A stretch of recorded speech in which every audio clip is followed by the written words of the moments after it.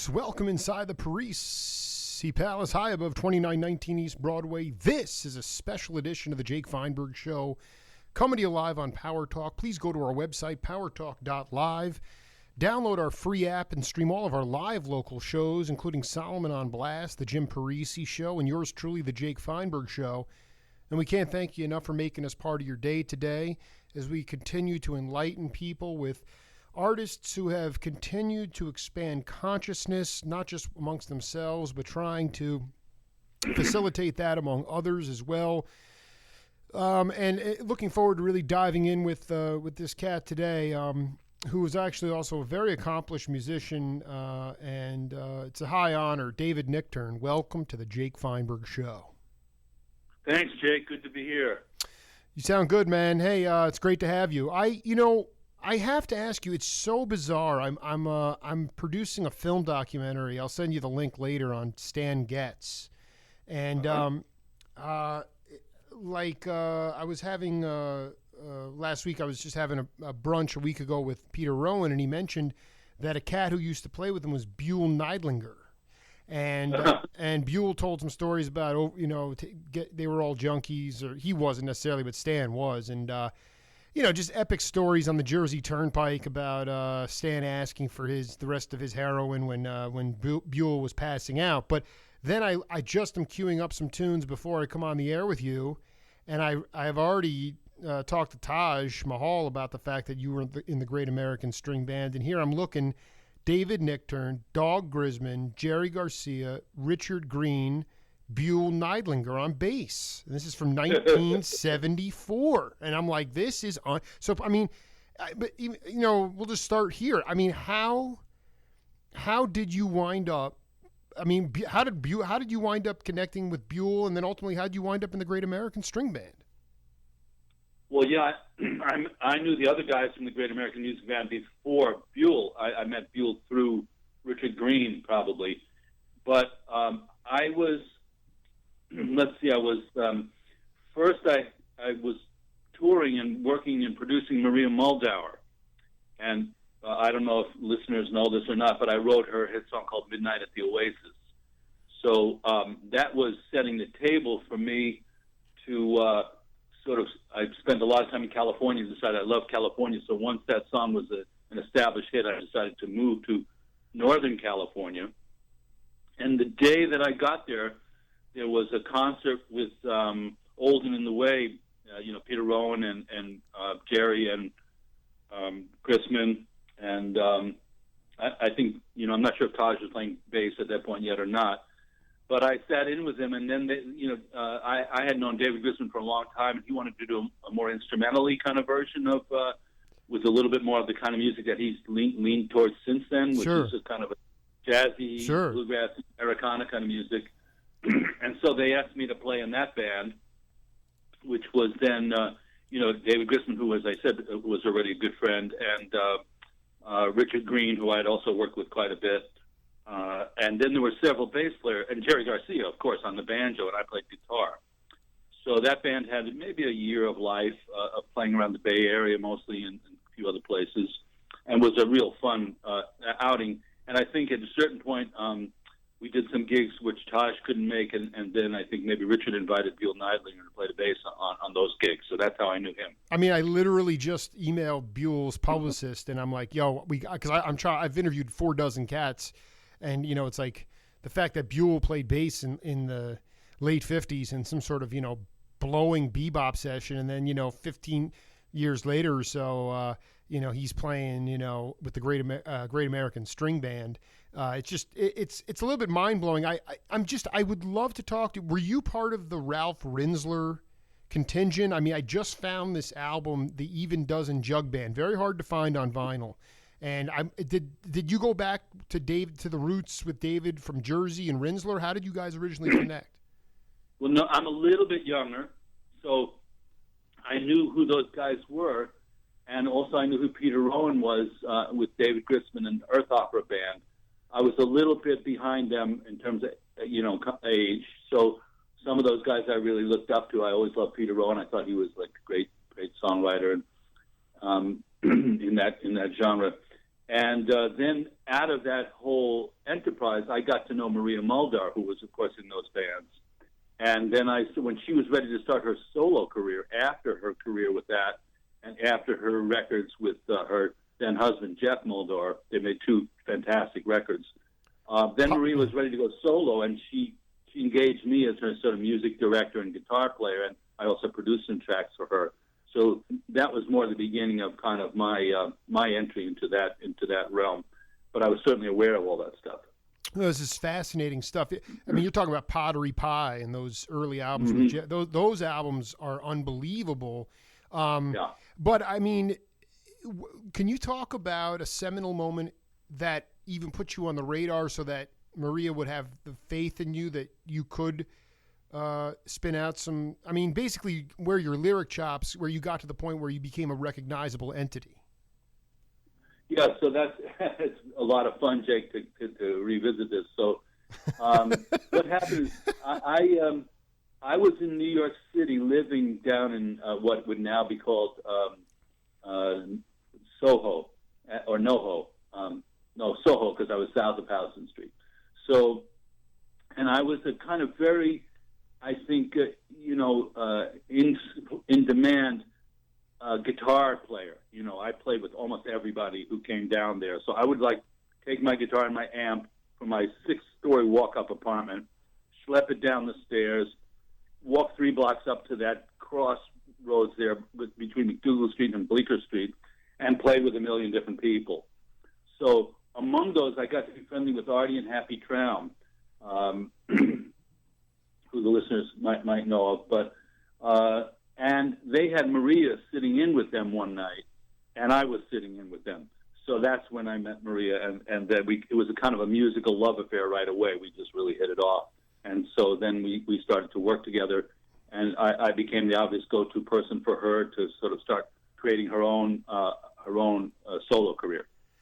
Well, I was going to say, because I mean, this record, I mean, the Pottery Pie and the records from Woodstock, you don't really see her that clearly, but this record, this Even Does and Jug Band record, she is gorgeous. I mean, you must have.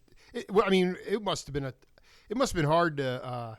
Whatever. It's so great to connect with you. I'm curious. Just reading here, one of the greatest tunes of all time. I've interviewed Amos Garrett, who had that famous solo on that record. Bill Keith, Jim Keltner. I've interviewed all those cats. I've been waiting to get to you. Can you talk about? I'm just going to read these lyrics here. I know your daddy's a sultan, a nomad known to all. With 50 girls to attend him, they all send him, jump at his beck and call. But you won't need no harem, honey, when I'm by your side. And, where did the genesis of that idea, the song swings so hard that a lot of time the lyrics can actually get lost. It obviously got great radio play, but where did that idea come from? We're well endowed Middle Eastern Trustafarians already coming to the States, and this came. Where did this come from? I need to know where the genesis of the song came from. Yeah, well, it's kind of a famous story because I've recounted it several times since then, as you can well imagine. But the essence of it is that I was a songwriter in the village and playing around with my own little band and stuff like that. So I was always writing songs, but I spent an evening on a waterbed with a beautiful woman. And she was feeding me grape leaves and hummus and Middle Eastern kind of food. So there's that. There's the waterbed. There's Wait, was she Middle Eastern, though, or no? No. But okay. the food was, and, right. And then the waterbed. Yeah. This is called Poetic License. I love it. Yeah. That renewed recently. So, yeah, so it was, once I had that idea, this is how songwriting goes, is you draw an idea down, and then once you have it, all you have to do is finish it out, so that was the easy part. But the idea just struck me as, okay, yeah, here's Midnight at the Oasis, send your camel to bed, shadows painting our faces, traces of romance in our heads, Then from there, I just had to make a bunch of basically, kind of one-liners about that environment, which is what you just read. Yeah, I mean, it is a remarkable tune. you went to L.A., but I wanted to know if you had had any contact prior to that with Ram Dass, if you had connected with any of with Timothy Leary, because here's the thing. I mean, I have been on a relentless path with John Perry Barlow, Hugh Romney, aka Wavy Gravy. I mean, I'm tracking all of this stuff, and you're so involved with Buddhism and consciousness. It's so important to talk. I'm only 38 years old. I'm just trying to stretch this out for my daughters and future generations. So, did you know those cats? Were you aware of that April experiment at Boston University? I mean, can you talk a little bit about any contact you had with those cats? Well, let me now draw you a picture of a parallel universe that was evolving while all this was going on in the music world. Me, playing with Jerry Garcia and Grisman and those guys, and having that hit with Maria Mulder. But in a parallel universe, like another part of my life, I started to study Buddhism with Chogyam Trungpa Rinpoche, who was a famous Tibetan Buddhist master who came to the United States around 1970. So both of these things sort of started around the same time, and I was going back and forth, as were other people, between those two universes. So, for example, one of the early seminars in Vermont that Trungpa Rinpoche gave, Ram Dass was at it. So I met him all the way back then. And then there were a lot of other kind of cross-pollinating kind of situations, to the extent that now today, like in 2 weeks, I'm going to Maui to play guitar for my friend Krishna Das, who is one of the leading kirtan singers in America, and it's kind of chanting music, and that was being developed around the same time. And the retreat will be a Ram Dass and Krishna Das retreat in Maui. I've been going there for the last 4 or 5 years, and several times Ram Dass and I have had a fun time reminiscing about those early days in the 70s when all this Dharma stuff was just sort of starting to crackle. Can you talk about the early incarnations of this this mixed collaborative effort of, John Perry Barlow talked about being at Wesleyan, and they brought in, from the musicology department, they brought in all sorts of these. It wasn't like Ali Akbar Khan or Ravi Shankar, but it was these heavy Indian musicians, and then they'd have these curry concerts in these barns, and guys would be tripping out. And I wanted you to talk about that, because you know what? We deify people like Ram Dass. He's like this spiritual character, but you guys were expanding consciousness through LSD, and I did you have those kinds? Can you talk about those seminal moments of merging the metaphysical with music, and how you guys grew as people because of it? Well, it's a great question. It was in my opinion, a very seminal time for both of those things, for music and for the beginning of exploration of kind of alternative spiritual practices from what we had, grown up with. So, and that sort of obviously, evolved in the late 60s, but the 70s was kind of a full flowering of it in a way, the early 70s. So, the role of LSD in it, I would say for me was,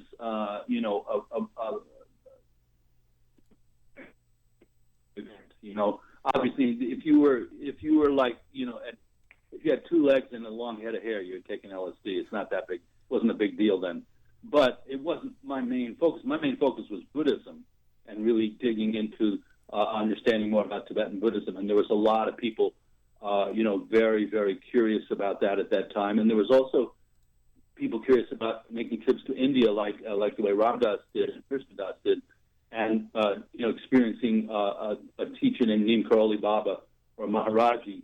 And there was a lot of crosstalk between those people and Chogyam Trungpa Rinpoche's group, crossing trails periodically. And now it's just like, when we go to these things, it's sort of a festival of people who were sort of, from that era. And also then a bunch of people like you, frankly, Jake, that are coming along and going, what the hell was going on, Well, I did my fair share of.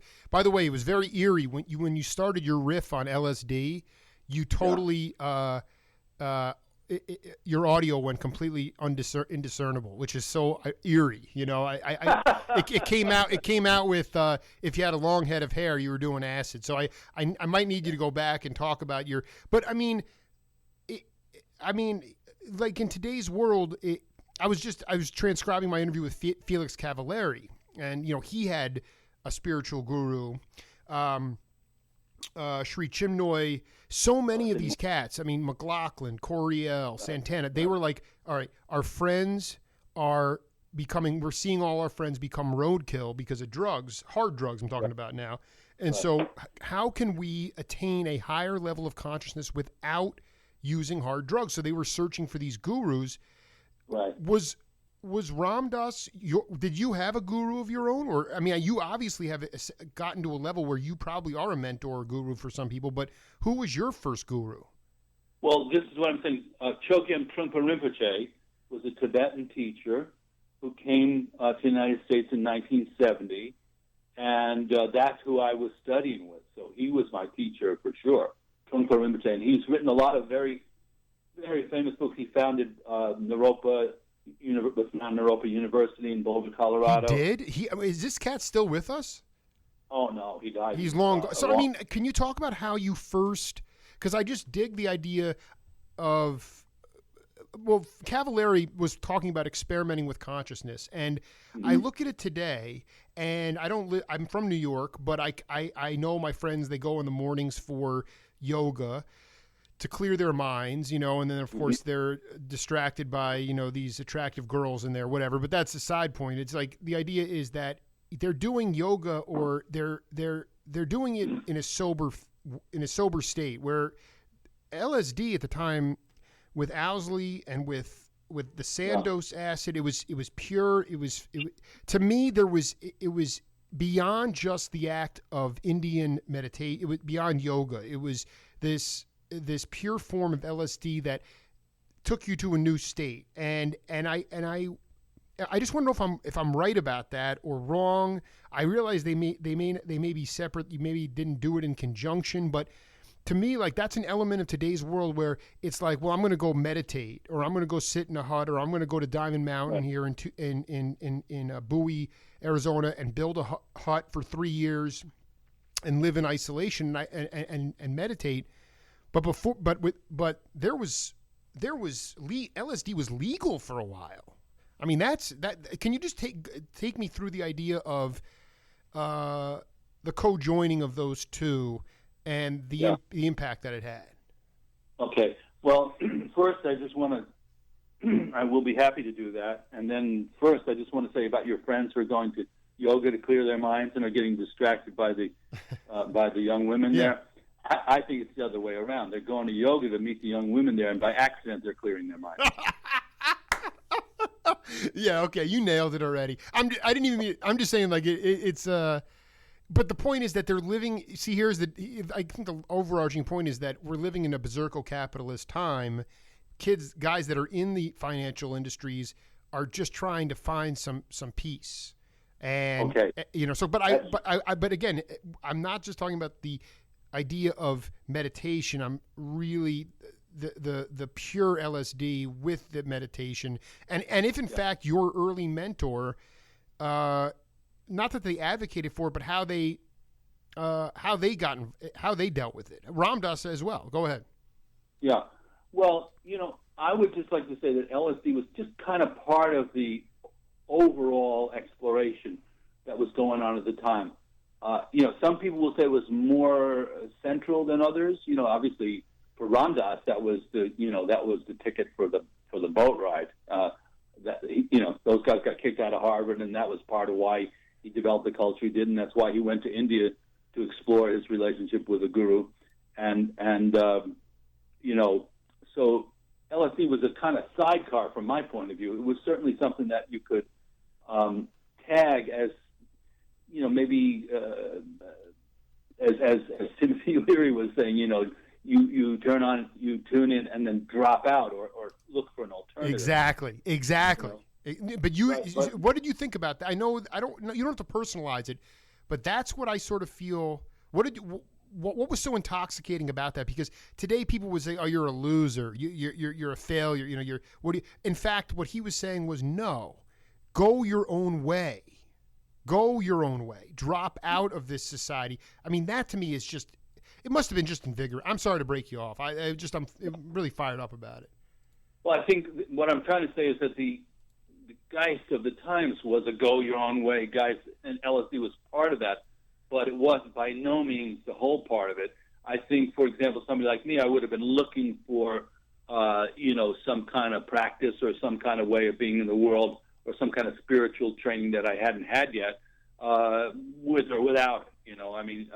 That was just part of the times where people were saying, we can't just keep going the way we've been going with this materialistic culture. We have to look for some kind of spiritual backbone. And it wasn't really being offered within the culture because the culture, the god of this culture had become materialism, basically. And how was that? And so materialism had replaced what before? What was before the materialism? I would say, if you go back a period before that, a strong sense of theism, or a kind of old-time religion, which is monotheistic, and you're raised as a Christian or a Jewish person, you're a good boy or girl, and you try to follow in your family's footsteps. There was so much disruption of that, and at the same time, there was the notion that no, it's like consciousness is just basically the brain, and and basically that if you have enough stuff, you'll be happy. So I think we were young, like anybody at that time of life, and you're going like, what else is there? And what is interesting is the story of the Buddha is identical to that, by the way, except there was no LSD involved. Mm-hmm. He grew up within the family, in the cultural envelope that he was in, and at a certain point he had some other questions that nobody was able to answer, like how do people get old? Why do they get sick? Why do they die? Very basic questions about, what life is about, what it's not about. And so he became a seeker, or somebody who was trying to. I see him as very parallel to what was going on at that time. People would just they'd gone as far as they would go with a conventional point of view, and they explored alternative points of view. Some which was drugs, I guess, and most of which was Asian culture. Really, if you really boil it down. This is mostly Asian. Well, no, I mean, because I'm looking at it now, and everything seems that no matter what, music especially it's all a bottom line society now, whereas before you had Jack Holtzman, you had Armand Erdogan, you had Jerry Wexler, you had Ralph Rinsler, you had, I guess, from just taking music, you had people that were producing, or they were they were calling the shots, and they really understood.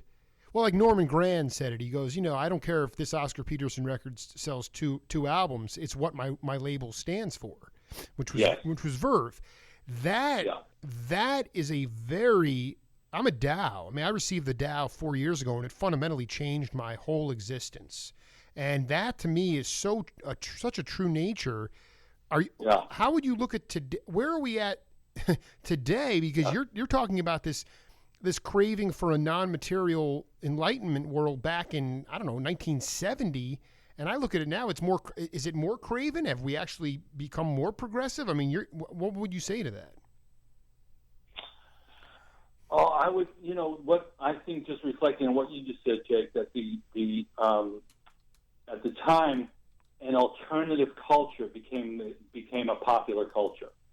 That's pretty rare. That was something I would attribute to that period of time in the late 60s, early 70s. The alternative culture became the popular culture. For example, the record companies were driven by artists that were making statements, like you could make a list as long as your arm, Joni Mitchell, James Taylor, help me out here. Think of almost anybody. Absolutely. The Eagles, the Beatles, these were not people who had gone like, well, let's just do what we did yesterday. They're going like, what's the next thing here? And they're also really, explorers in terms of lifestyle and all those kind of things.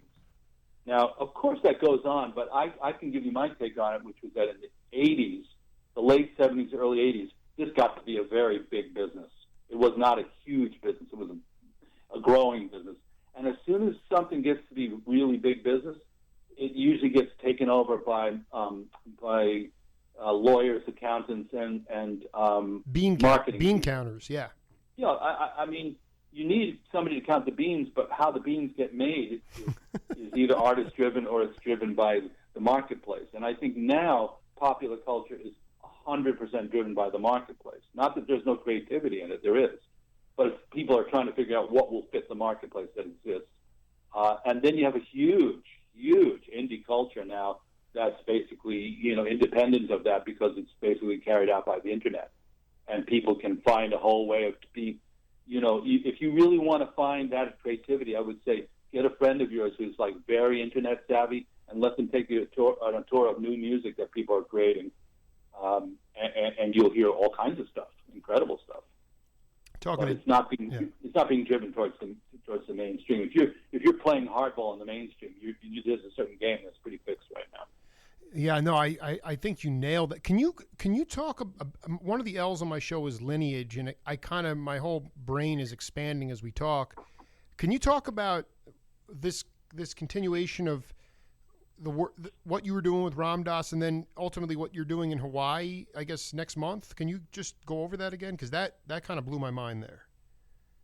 Well, lineage is an important concept in Buddhism, which is, I'm from the Buddhist tradition from Tibet, and Ram Dass and Krishna Das and those people are from the kind of bhakti or devotional tradition that was based in India. They have a lot of overlaps, so we're like cousins. You know what I mean?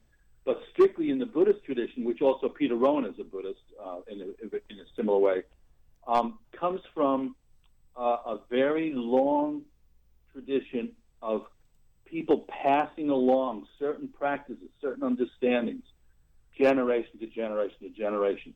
So my teacher, Chogyam Trungpa Rinpoche, was the 11th incarnation of that particular lineage. It goes back like 800 years in Tibetan history.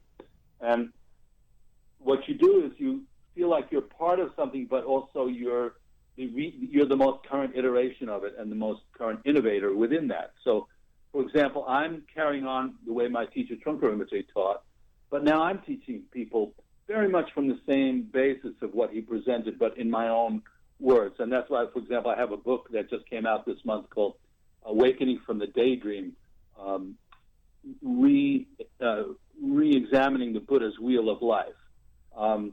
So I took a very ancient teaching that was 2,500 years old, very traditional Buddhist teaching. My teacher talked about it in the early 70s and made a dent in me, and now I'm carrying that forward with my own teachings and book that's out. So that's a way of, I'm just carrying through on it. It's not so much that I have to sit here and think of something completely original, because frankly, there isn't anything. Okay, can you give could you talk about what's the I love it. I mean, this is so cool. Because my wife is Taiwanese and I've been to Taiwan many times, and now that I'm marinating in this Tao, in this way of life. I mean, it's so. I mean, just connecting with you on this level. I mean, you have no idea. How many times I talked to Craig Miller, David's. Okay, I was like, you got to help me get to Nichtern. You got to help me get to Nichtern. Finally, last week I'm having brunch with Rowan at the Cup Cafe here in Tucson, and anyway, it all worked out. But can you talk about the significance of the title, and then one of the precepts and the things that you think are most vital in this book you just wrote? Well, okay, so the title is called Awakening from the Daydream. And reimagining the Buddha's Wheel of Life. So the Wheel of Life is a traditional teaching. It's actually a painting. And I call it a PowerPoint presentation from the past. It's like you look at this drawing, you go, I'm not sure what's being represented here, but if somebody unpacks it for you, you realize that it's a portrait of your actual life and how you create realities based on your relationship to your state of mind, basically, and how you create karma and how that ripples forward, and how you end up in an external environment that's quite reflective of how your inner world is. So the inner world and the outer world are kind of mirroring each other. And the different realms that are created there range from like having a relationship to a very pleasurable outcome to a very painful one, because once we're kind of conceiving ourselves as an individual person, we're trying to achieve pleasure and avoid pain. That's frankly, that's what most of us are doing most of the time. That's why I say nothing's really changed all that much in that regard.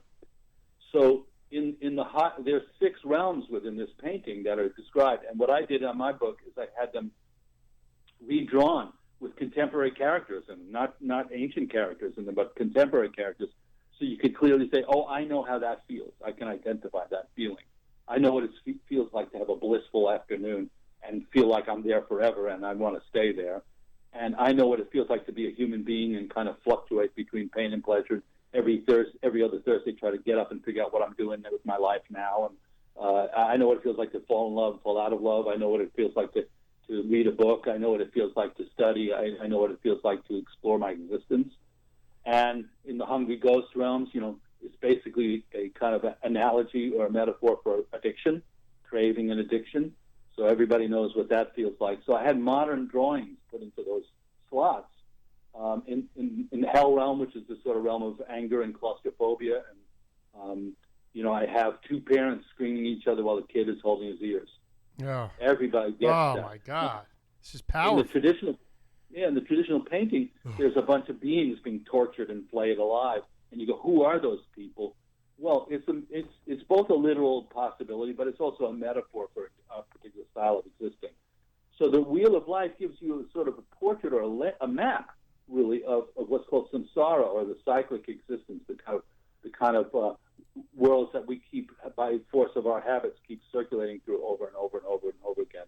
And it also tells you how to kind of begin to see that more clearly, and then how to possibly move towards liberating yourself from being stuck there. So it's really a map of enlightenment. What was the hardest thing? My habitual nature is consistently, I'm always trying to access my true nature, and my karma gets shrouded when I sort of fall back on my habitual nature. What was a habitual thing? That's it. Jake, stop right there. Yeah. That's it. That's what the book's about. Okay, but my question is, can you talk about a habitual thing that you've had in your life that you have consistently had to work on? Because I think some people, cats will look at you, or I look at my friends too. My friend literally did a 3-year silent retreat on Diamond Mountain in Bowie, Arizona. Literally, he'd put a note.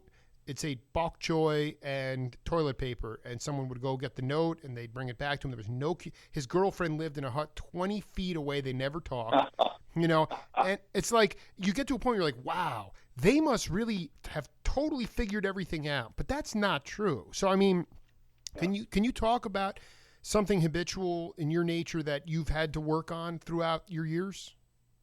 Sure. I think, most people think of practice like meditating as the extinction, the capacity to either instantly or gradually extinguish the kind of, let's quote unquote, the more neurotic aspects of ourselves, or the more compulsive aspects, or the more suffering part. And ultimately that is true, and that's what Buddha really was, expounding in a way. But the irony is that until we accept those things and see them clearly, and kind of allow for the wisdom aspect of those things to come through, not just the confused aspect. If we try to throw out, the shit, we've also thrown out the fertilizer. Right. Okay. So Trungpa Rinpoche used to talk about, the confusion that we experience, the suffering, is really the fertilizer for the awakened mind.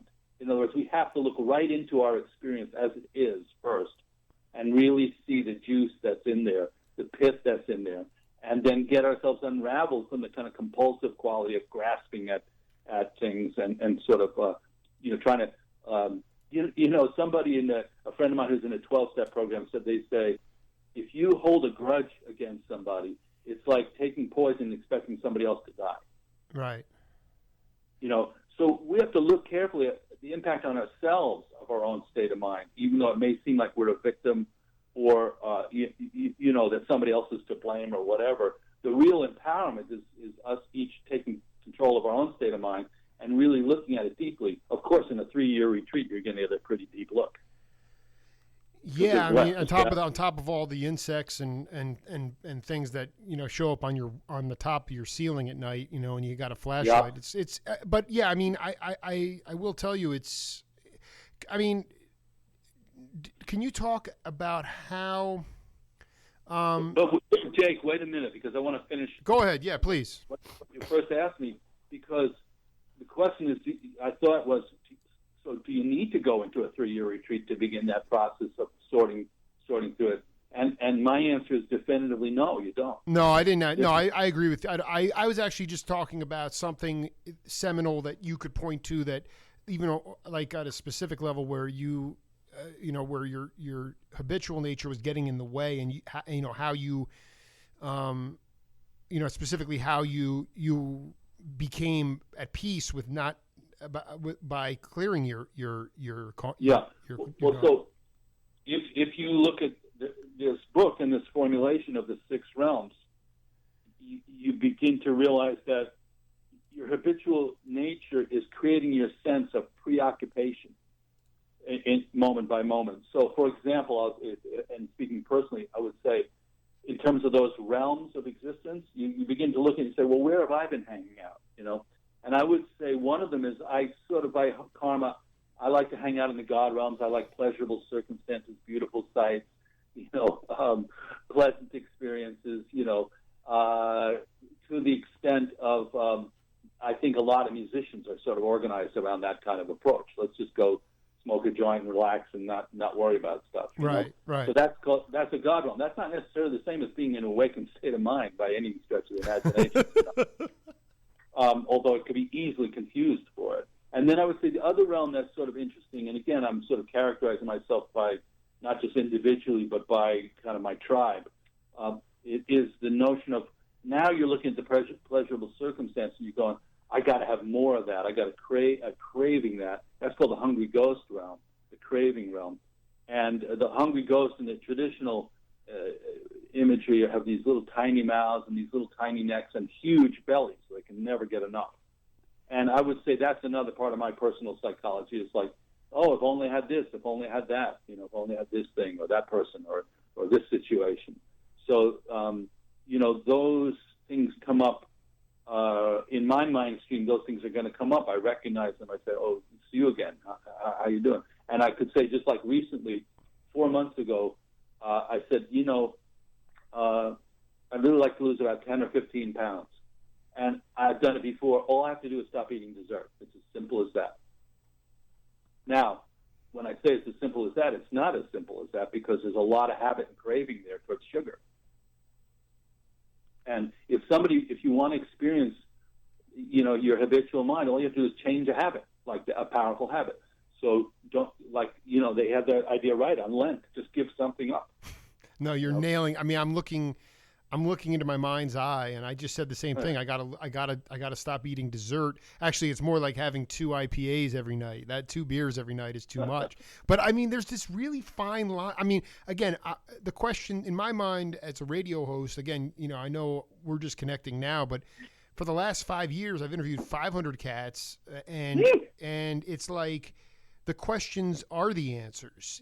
I'm not necessarily in any kind of enlightened state, but I am seeking cats who are further on down the road and are really, formulating or cultivating very seriously their true nature to ask them this stuff. Some people, John Mayall, not so much, very simple, almost a simpleton, a brilliant, simple guy, doesn't really, not even spiritually, just, he'll just be very simple. I have music in my head. I call people up that I feel like can make the music that is in my head, and that's it. But he doesn't seem to glorify the fact that it was Blue Mitchell and Red Holloway and Ernie Watts and Keith. It was a completely mixed world band. So, here it is. Right. I'm all fixated. I mean, it's all spinning around, but I wanted to, when was the first time you went out to Naropa, and can you talk about some of the beat poets? Did any of the beat poets have an impact on you? Well, as you're mentioning that, Allen Ginsberg was a good friend, And Alan was a student of my teacher, Trunka Rinpoche, and that's how he ended up at Naropa in those early days at Naropa. Trunka Rinpoche was leading poetry workshops with those guys, as well as teaching Buddhism. No way. Really? Oh, my God.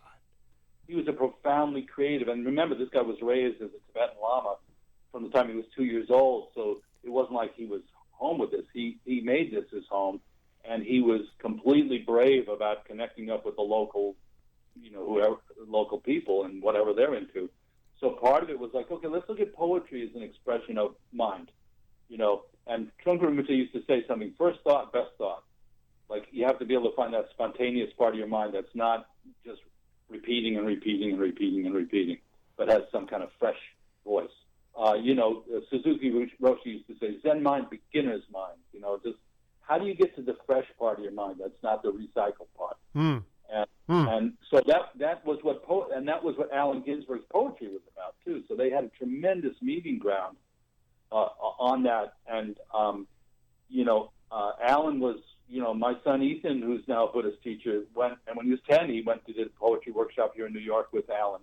Allen was like a really major guy, both in the poetry community and the Buddhist community. He was a very, very original person and a really beautiful person, and very special.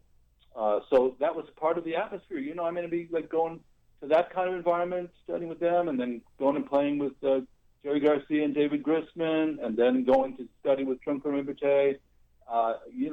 It was a very colorful time, and I was writing my first film scores then. It was a lot of cross-pollination. And so here's the thing, Jake. Myself now at this point, I'm trying to cultivate those situations for other people. That's a huge part of what I'm doing, helping the current crop of blossoming individuals find their spiritual ground, find their creative ground, and find their livelihood ground. So I mentor a lot of people these days, and both in workshops and classes and personally, as well as doing my own original music and stuff like that. But that's a big part of what I'm doing is passing that along. And I did a workshop online for creativelive.com that's called Creativity, Spirituality, and Making a Buck. Well, I was going to ask you about the most inspirational teaching moment you've had this year. Okay. I think there's been so many, and I'm just gonna share with you that I feel very much in a kind of blessed life right now at this point, because I get to spend so much of my time in these kind of communications like the one we're having right now, which are, not just like how do we perpetuate whatever, but like really like creative and fun. But one of the interesting things that happened among all of the rest of them this year is that I got invited to go to Japan and teach Buddhism in Japan, and I've gone there 6 times this year. 6 times? Mm-hmm. And I'm teaching an ongoing training program in Tokyo. I'm going back there in 2 weeks again. I'm teaching young, regular people there about meditation, and also training some teachers about meditation. Of course, they have Buddhism as part of their DNA there, so it's an extremely unusual situation. I want to stop you, because that is exactly. I'm good friends with Paul Jackson, who was the bass player, most notably for Herbie Hancock and the Headhunters, but is a really amazing jazzer. He lives in Japan now, and because of the fact that they live that life, but they live the Buddhist life, and they open doors for women, and they don't walk over you, they don't step on you, but. So you're telling me that even amongst the younger crop, it's not, even though it's part of their DNA, it's still not, there still needs to be a teaching component to it. Well, exactly that appears to be the case. I'll tell you how. Are you Jewish? Well, my name is Jewish. I'm not I'm a Taoist, but yeah, culturally okay. Jewish. Yeah. There you go. Yeah. That's the way they're Buddhist. Wow. Look how simply Nichtern just breaks that down. All right. So then talk about talk about an inspiring moment with some Japanese cats this year. You've been there 6 times, and how it like you're bringing it from a side panel into their mind's eye. Well, and not just that, but for example, my friend Krishnadas, who's a very famous kirtan background artist, but he's from Long Island. As he would say, I'm Jewish on my parents' side. That's what he says. And he's now in India, right? Until today, he was in India and playing concerts there, and the young Indian kids loved him. And all he's doing is bringing back their own practice to them. So this is not, I'm not isolated in this regard. There's a certain, kind of return to sender kind of energy that's happening. Right. So in Japan, like just the way when I asked you if you were Jewish, if you were looking for a wedding or if you were looking for a funeral or you're looking for a bris or whatever you're looking for, you'd find a rabbi, right? Maybe you go to temple with your family on the high holy day, something like that. So a lot of the Buddhist imprint there is like that. It's strong cultural imprint along with Shintoism. And then the second tier is that they have what I call the footprint of the Buddha is very strong there, or what we would call post-meditation practice is much stronger there. Just what you said, if they're handing you back your credit card, if they're wrapping a package in a department store, if they're serving you food, it's almost like you're in a monastery. It's so mindful. When people are talking about the mindful revolution, well, guess what? The mindful revolution happened 1,000 years ago in Japan.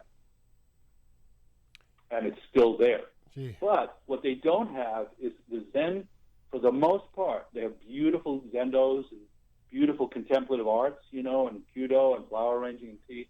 But the average person is not taking formal meditation training and making it part of their life because it's too archaic for them. It's too familiar, and it's also too much like religious or something like that, So the idea of sort of this kind of more contemporary Buddhism and more accessible and more available to the sort of modern cultural milieu is something that is, I would say, probably happening here and happening there simultaneously. There maybe it's happened a little more here, but it's on the way there.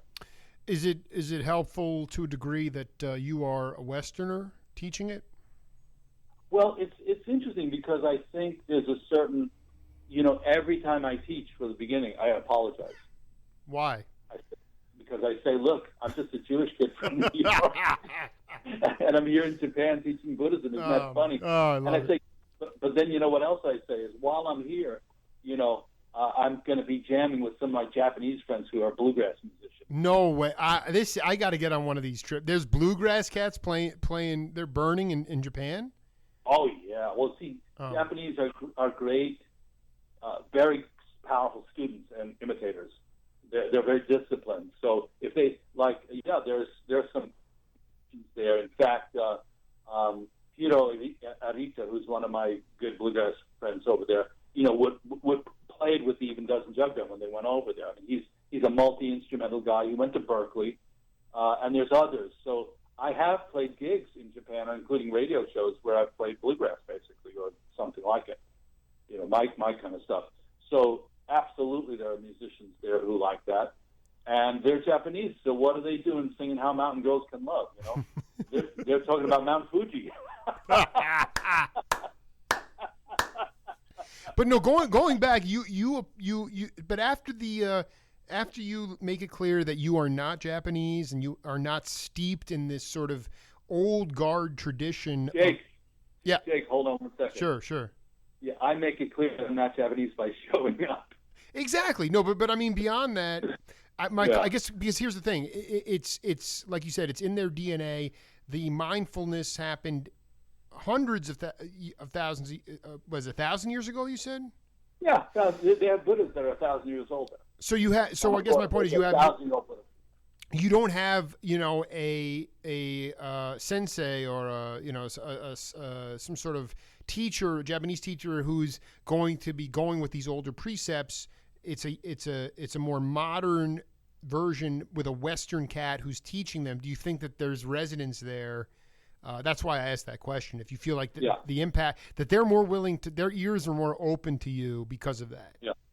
Well, for one thing, I'm very honest about the whole thing. I say, look, Buddhism is not really Japanese. It started in India 2,500 years ago. Mm-hmm.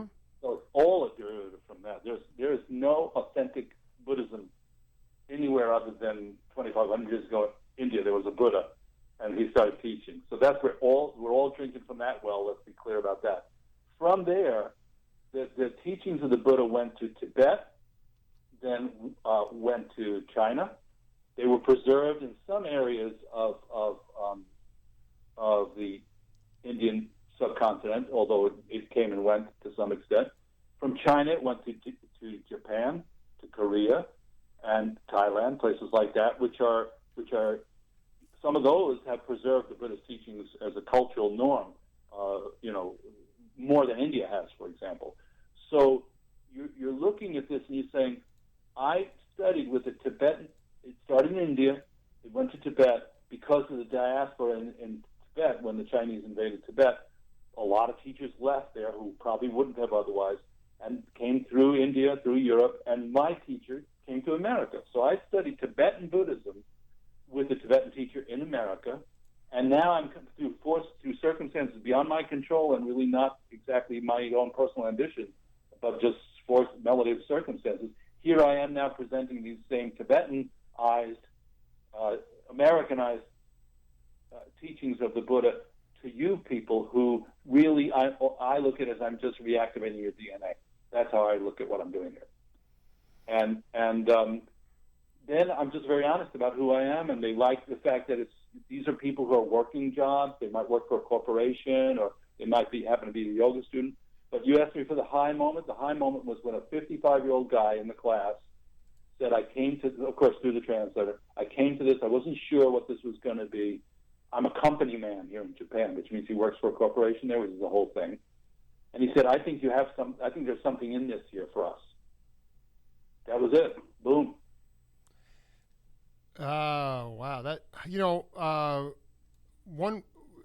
I really want to do part 2 next week if you're around. The question I have to wrap up this session is, can you talk about a seminal moment? I started my show 6 years ago, and I interviewed a lot of unsung African jazzers, and I was curious about a seminal experience that you had. Jazz was a subculture up through the 1970s. It was essentially black artists with a few exceptions. Yeah. And I just wanted to know if you had a chance to see Dolphy or Mingus or Train and the kind of impact it had on you as strictly as a musician, really. And if it, because I mean, the truth is that Train was doing the thesaurus of scales and that timeless music of India. That raga was right, and that search for peace was right there. Well, it's so funny you're saying that because I grew up in New York, I had access to the old Village Vanguard days, and I was a bit of a jazz head. Oh man, maybe we just save this for part 2. I mean, this is unbelievable. Okay. But I can just in a nutshell, yeah. I did get to see like Mingus a bit. I'm not sure I knew how lucky I was, but I did get to see some of these great players, and also some of the early rock guys like Jimi Hendrix and Greene and stuff like that live, in clubs, which was really kind of incredible. Small clubs. But what's that? Very small clubs. Small clubs. Yeah, yep. And so there was that kind of extreme, like getting something very early on in its kind of, explosion stage. But John Coltrane, of all of them, I didn't get to see Coltrane ever live. That would have been a little early for me. But I'll tell you what I listened to almost nonstop in college. At the same time, I was listening to Japanese gagaku music, and I was listening to world music, and going to those very same concerts you're talking about. At the Wesleyan concerts, I used to go there with Jody Stecker, and he dragged me up there. So I was at those concerts. You were at the Curry concerts. Absolutely. Oh my! Oh my! This is unbelievable. I mean, it was like this was like what academia is totally all about. You went through it, man. But before we go there, if you want to bookmark that, you can. Yeah, I will. The record that completely got worn out at my house was "A Love Supreme" by John Coltrane. Now, explain to the worldwide audience who may not be familiar with it why. Because obviously Coltrane was one of the greatest, bebop musicians and,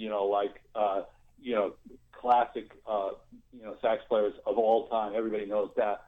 but obviously a Love Supreme, which is a kind of like one of the earliest experiments, really even before Miles and other people did this, of a kind of more open form that was modal, that was not, Western tunes based. Absolutely. And was a real spiritual, had a real spiritual backbone to it. And at a certain point he was chanting, "Love Supreme, Love Supreme, Love Supreme." And I just thought, what the fuck, this is the greatest thing ever. This is like jazz and Buddhism put together. It's like I couldn't even imagine anything being cooler than that. It was done so well because there were other cats like Gabor Szabo who did Raga album, Bernard Purdy's on drums, and it's kind of cool, but there's still there's just some there. Anyway, David, I mean, you kind of blew my mind this hour here. Are you going to be in town next week? Yes, I am actually. Well, let's just try Monday, to Monday or Tuesday. Why don't we try to do another? We can cook for another session. Do set 2 next week if that's agreeable to you. Yeah. Why don't we email back and forth and we'll figure out a time either Monday or Tuesday, unless you want to figure it out right now. No. I'll email you. I'll get you a copy of this. I'm going to be disseminating these stories on Facebook. Feel free to friend me, and let's just. It's truly a.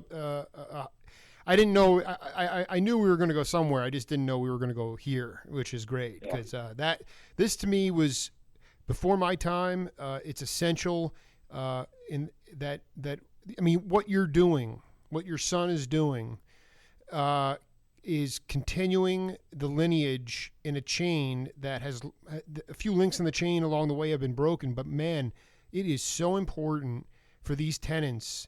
I mean, we get the best doctors and the best scientists from India now and China, but we don't get the spiritual gurus like we used to, the Maharishis. And I mean, I've done all the TM stuff with Densmore and with Paul Fart. I've done it all, David. I mean, I mean, to me, it's like, where are these gurus?